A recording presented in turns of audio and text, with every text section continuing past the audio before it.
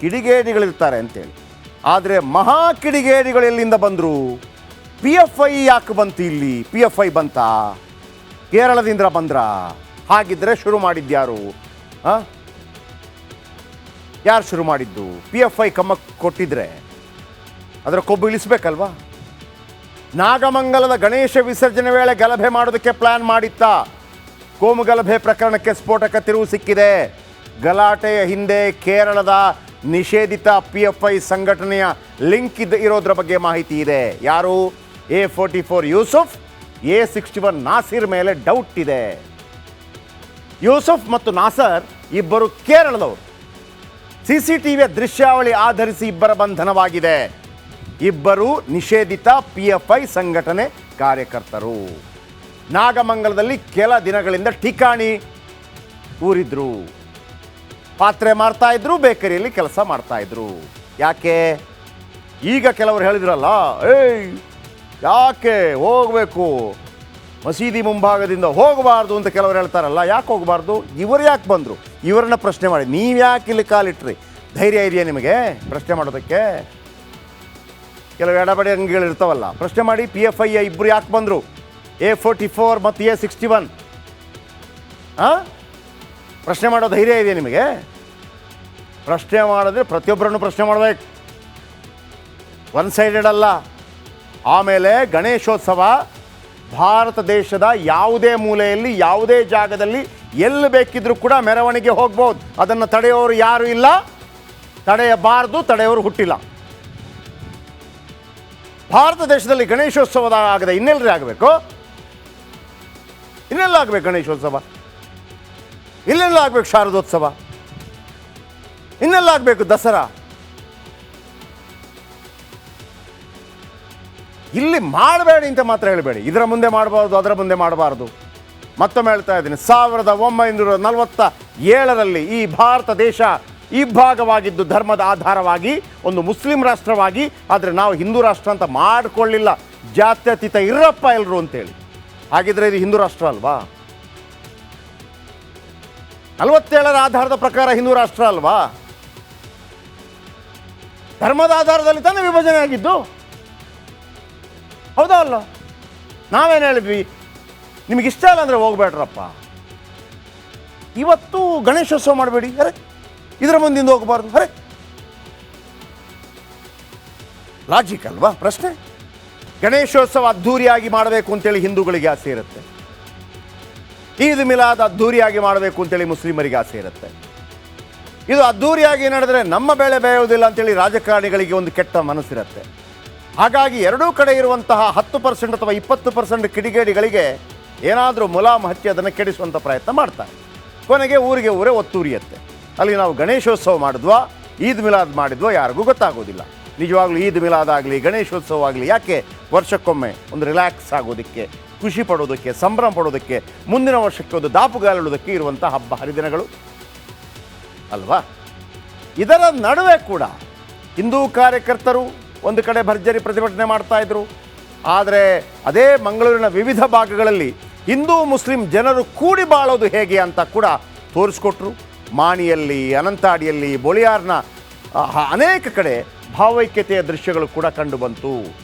ಇಂಥ ದೃಶ್ಯಗಳು ಗಣೇಶೋತ್ಸವ ಸಂದರ್ಭದಲ್ಲೂ ಕೂಡ ಕಂಡುಬರುತ್ತೆ.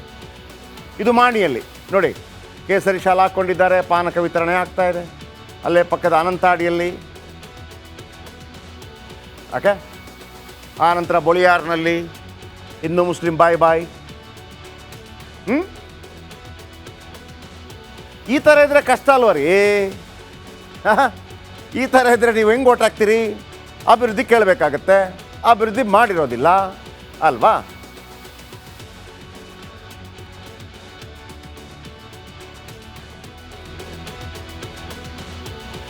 ಆದರೆ ಮೊನ್ನೆ ಶಾಂತವಾಗಿದ್ದ ನಾಗಮಂಗಲ ಕಿಡಿಗೇಡಿಗಳ ಕೃತ್ಯದಿಂದ ಹೊತ್ತಿ ಉರಿತಾ ಇತ್ತು.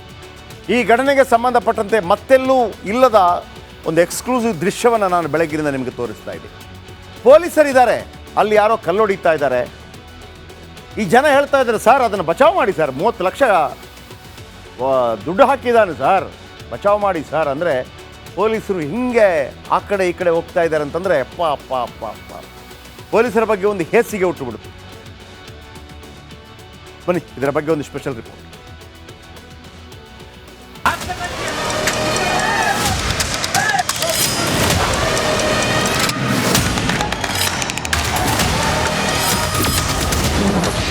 ಪೊಲೀಸರ ಕಣ್ಣೆದುರೇ ನಡೆದಿತ್ತು ಗಲಭೆ.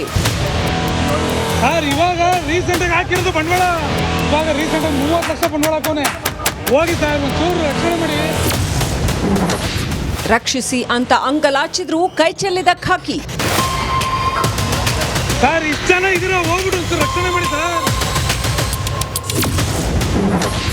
ಆರ್ಡರ್ಗೆ ಕಾದು ಕುಳಿತ್ರ ಪೊಲೀಸ್ ಸಿಬ್ಬಂದಿ.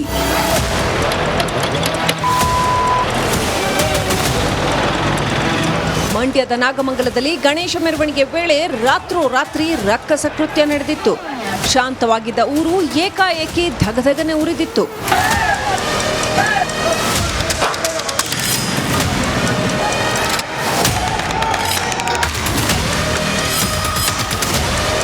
ನಾಗಮಂಗಲದಲ್ಲಿ ಕಾಡಿ ಬೇಡಿದ್ರು ಕಟುಕರು ಮಾತ್ರ ತಮ್ಮ ಕ್ರೌರ್ಯವನ್ನ ಮುಂದುವರಿಸಿದ್ರು.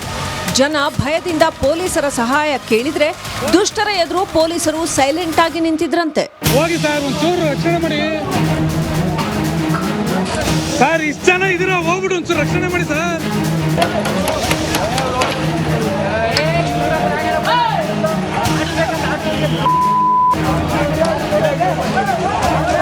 ಈ ವಿಡಿಯೋ ಈಗ ನಾಗಮಂಗಲ ಗಲಭೆ ಕೇಸ್ನಲ್ಲಿ ದೊಡ್ಡ ಟ್ವಿಸ್ಟ್ ಕೊಟ್ಟಿದೆ. ಪೊಲೀಸರ ಕಣ್ಣೆದುರೇ ಎಲ್ಲ ಪುಡಿ ಪುಡಿ ಆಗ್ತಾ ಇದ್ರು ಪೊಲೀಸರು ಕೈ ಚೆಲ್ಲಿದ್ರ ಇಲ್ಲ ಆರ್ಡರ್ಗೆ ಕಾದು ಕುಳಿತ್ರ ಅನ್ನೋ ಅನುಮಾನಗಳು ವ್ಯಕ್ತವಾಗ್ತಿದೆ. ಸರ್ ಇಷ್ಟು ಜನ ಇದ್ರೆ ಹೋಗ್ಬಿಡು ಒಂಚೂರು ರಕ್ಷಣೆ ಮಾಡಿ ಸರ್.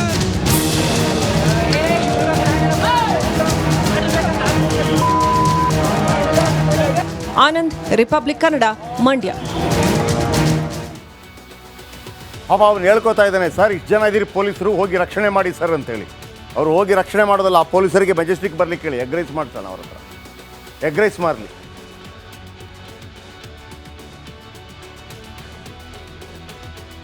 ಅವನು ಪಾಪ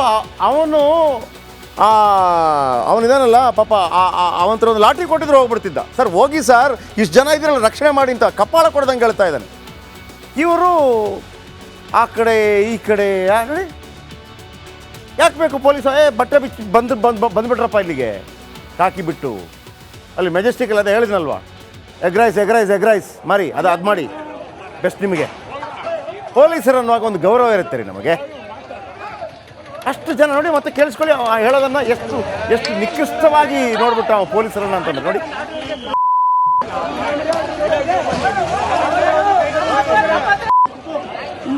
ಸರ್ ಇವಾಗ ರೀಸೆಂಟಾಗಿ ಹಾಕಿರೋದು ಬಂಡವಾಳ,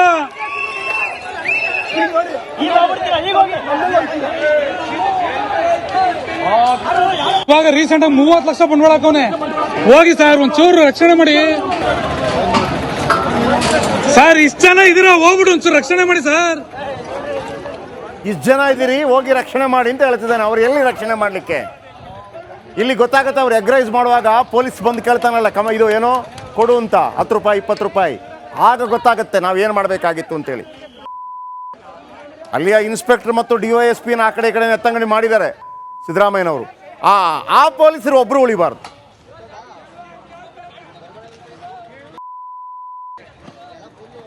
ಈ ನಡುವೆ ನೋಡಿ, ನಾನು ಒಂದು ಮಾತನ್ನು ಹೇಳಿದೆ,